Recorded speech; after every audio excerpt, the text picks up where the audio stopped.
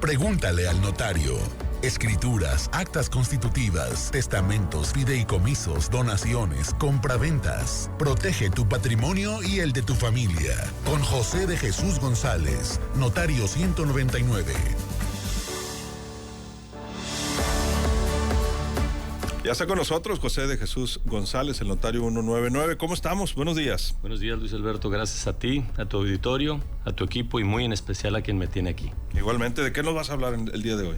Hoy vamos a platicar quiénes son los actores en una operación de compraventa de un inmueble. Adelante. Gracias. Siempre es importante saber quiénes son las personas que participan al vender y al comprar una propiedad. Iniciamos por el vendedor. Obviamente es el dueño del inmueble, es la persona que tiene la propiedad y debe tener también la posesión. Pueden ser uno o varios los copropietarios. También puede ser una sola persona física o puede ser una persona moral.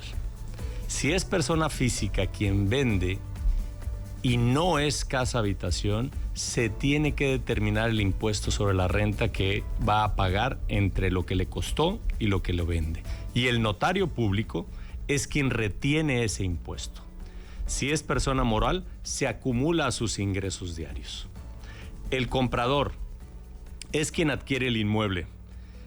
Pueden ser uno o varios las personas que lo adquieren. Si son varios, son copropietarios y tendrán un porcentaje dependiendo del acuerdo que tengan entre ellos. Si no se especifica en la escritura, es en partes iguales.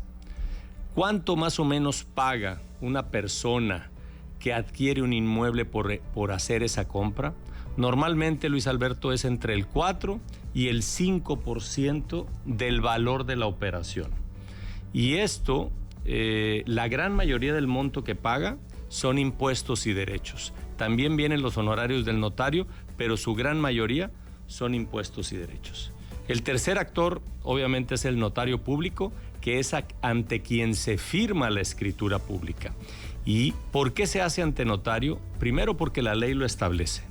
Segundo, para darle publicidad y valor a la operación. Es decir, como se hace ante notario y el notario tiene fe pública, es un valor pleno. Es decir, solo un juez podría determinar la nulidad de esa compraventa.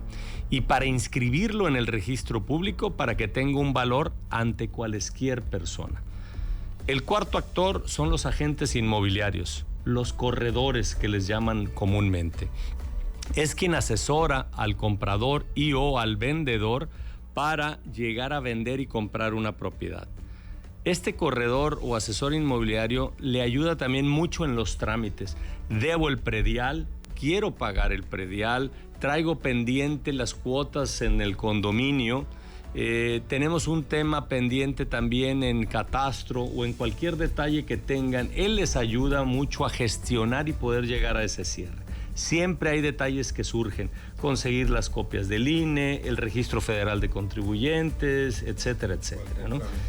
Y pueden existir dos corredores inmobiliarios. Puede suceder esto, que traiga el comprador un corredor inmobiliario, el vendedor tenga otro corredor inmobiliario. Entonces participan dos personas. ¿Cuánto cobra un corredor inmobiliario? Normalmente, Luis Alberto, está en un rango entre el 3 y el 5% del valor del inmueble. Si el inmueble tiene un valor mayor, obviamente el porcentaje disminuye. Si el valor del inmueble es pequeño, el porcentaje de que le dan al corredor es un poco más alto.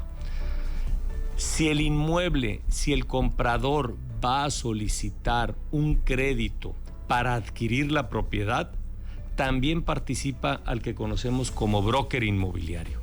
Este broker inmobiliario es un experto en tramitar créditos, Luis Alberto. Okay. Esta figura no tiene mucho en el argot inmobiliario. Tendrá, por lo menos aquí en Sinaloa, tendrá unos 5 o 8 años que participa, y a él normalmente le pagan las instituciones crediticias, y es el vínculo entre el banco y el comprador. Es quien le ayuda a hacer trámites, a conseguir documentación, a presentarlo a los bancos, y lo apoya en todo ese proceso para que le puedan otorgar ese crédito. Y por último, el perito evaluador, que es quien hace el avalúo que se requiere para hacer la compraventa. Este perito también participa en esta operación. Es importante que sepamos que hay casos particulares que nos pueden trabar la operación. Y puedo poner un ejemplo. Si el inmueble ya está otorgado en garantía, ¿podemos hacer la compraventa? Sí es viable. Hay que pedir lo que le llamamos la carta saldo a quien le debemos y ese acreedor participa en la escritura de compraventa. Se le paga del dinero que recibe el vendedor, se le paga directamente y en ese momento esa persona o esa institución cancela el gravamen. Esto puede suceder. Otro, debo predial. Quiero vender, pero no tengo dinero para pagar el predial. Se puede hacer en la misma operación de compraventa. Se investiga el valor del adeudo del predial, se señala en la escritura pública y parte del dinero va directamente al pago del predial. Por último, voy a comprar un inmueble y ya tengo un vendedor, un comprador a quien se lo quiero vender. ¿Podemos hacer algo al respecto? Definitivamente sí. Puedes hacer en una misma escritura, inclusive, comprarle a Juan para venderle a Pedro. Y en esa misma escritura celebras 2 actos jurídicos. Siempre es importante, Luis Alberto, estar cerca del notario que te asesore. Si tienen la capacidad y tienen la oportunidad de conocer un notario, en verdad, acérquense. Estoy seguro que ellos los van a poder asesorar en esto y en más tips. Bueno, pues atentos. Preguntan por acá, dice, ¿qué pasa cuando no cumple un vendedor en tiempos de entrega de propiedad comprada en preventa? ¿Qué podemos hacer legalmente? Dice Roque Mascareño, por cierto. Gracias. Hay que atenerse al contrato. Me imagino que firmaron un contrato de promesa de compraventa. Hay que revisar ese contrato. Hay que ver qué es lo que dice, si hay penas, si hay sanciones, y si no, hay que sentarse a negociar con los vendedores para exigirles algún cumplimiento o una sanción por dicha circunstancia. Para más interacción. Gracias. En Instagram, notario199, en correo electrónico es notario199@jjgs y en Instagram notaría199mx. Muchas gracias. Gracias. José de Jesús González, notario 199.